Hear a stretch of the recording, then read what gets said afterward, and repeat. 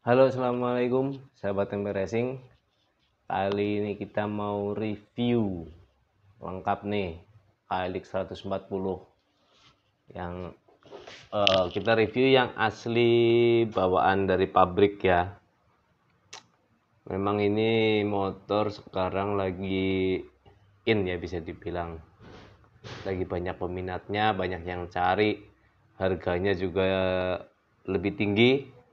Memang agak jauh, ini 40 lebih ya kalau nggak salah harganya, dan tanpa surat-surat atau hanya faktur, hanya mendapatkan faktur. Memang motor off-road, bukan on-road ya.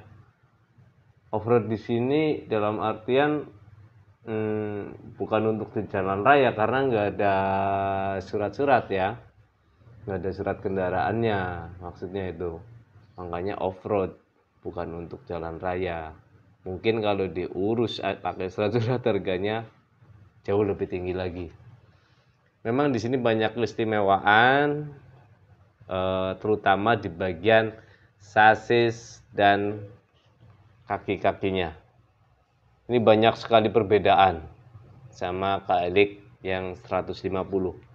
Ini namanya KLX 140, tapi sebenarnya untuk mesin kapasitasnya itu sebenarnya sama persis dengan yang KLX 150 yang ada di Indonesia, yang banyak dijual di pasaran ya. Untuk piston, klep, kemudian kruk as, baik itu struk, ukuran piston juga, ukuran klep itu sama. Noken as ada sedikit sekali perbedaan, cuma sedikit sekali perbedaan. Sebenarnya cc-nya memang 140 ya, jadi pembulatan. Ini cc-nya itu cuma 143,6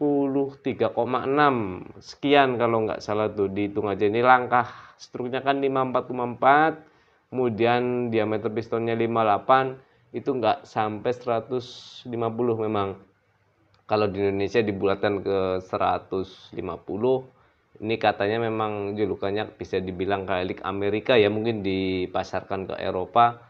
Di sana di downgrade cc-nya, dibulatkannya ke 140, makanya ini terkenalnya KLX 140.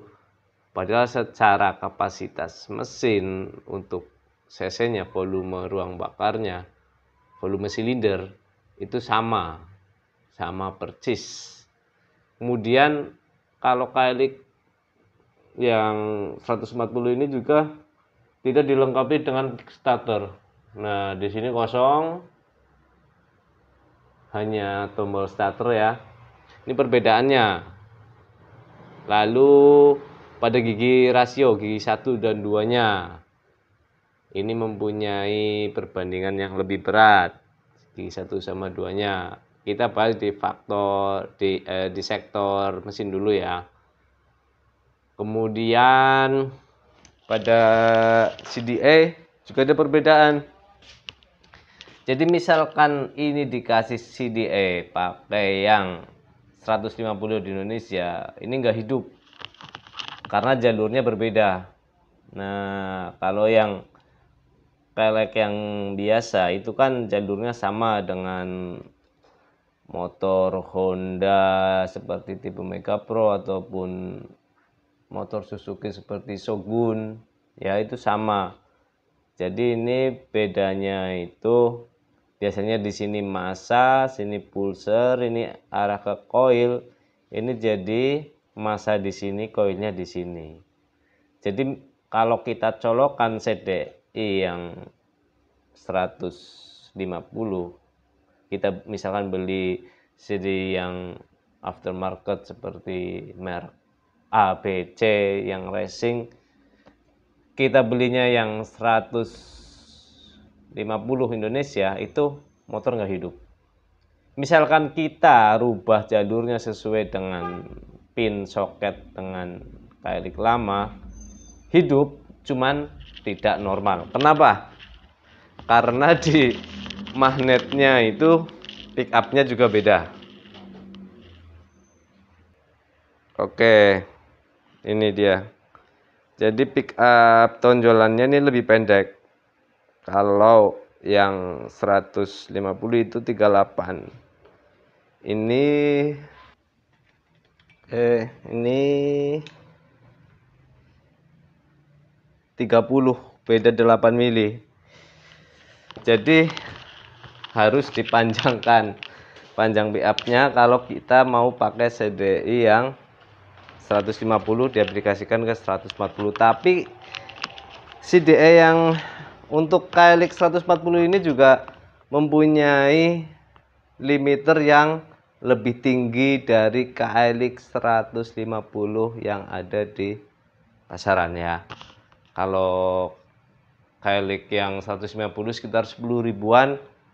Kalau saya pernah nyoba CDI ini lebih tinggi untuk limiternya, CDI-nya tuh seperti itu. Untuk gigi one way sama.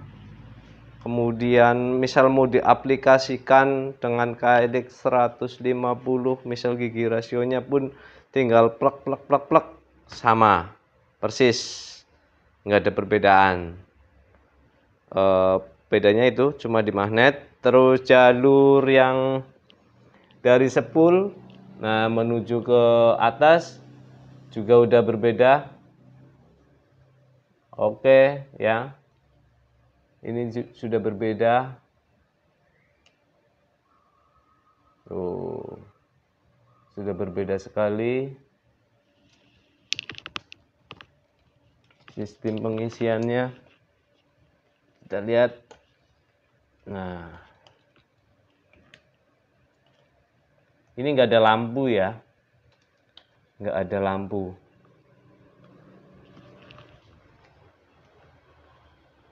Oke. Nah, jadi ini cuma 3 kabelnya. Biasanya kan 4. Inputnya 2 untuk pengisian dan untuk lampu, ya kan? Kemudian output untuk pengisian aki 1 massa. Nah, ini cuma 2. Karena nggak ada lampu. Jadi input, kemudian untuk pengisian ke aki, satunya massa. Itu seperti itu. Makanya ini cuma 4. Yang dari ini. Tuh, massa. Kemudian input untuk pengisian ini pulser. Seperti itu tuh perbedaannya untuk di mesin. Dinamo starter kurang lebih sama. Tombol-tombol cuma ada 2. Ini on off dan starter. Oke. Untuk model selongsong gasnya sudah mirip seperti gas spontan ya bentuknya. Kemudian untuk karburator ini yang sangat menarik. Nah, jadi dia tidak vakum, tapi ini seperti karburator untuk motor Honda ya, motor Honda bebek. Cuma agak lebih besar. Nah, seperti motor bebek kan, Honda. Bukan vakum. Oke. Jadi ini dikasih adaptor lagi. Kalau yang Honda kan langsung ke manifold, ini dibaut. Kalau ini ada adaptornya lagi. Ini seperti ini. Tuh mesin, karburator. Oke ya. Sistem pengapian, sistem pengisian. Kemudian untuk sasis lebih ramping. Sasis lebih ramping. Ya, sasis lebih ramping. Ini box filter sudah saya ganti. Memang ini mau mesin diturunkan, yang aslinya disimpan. Paling diambil gigi rasio. Ambil gigi transmisinya aja. Bodi-bodi jelas beda. Kemudian di swing arm atau capit ini, capit turang ya. Swing armnya aluminium.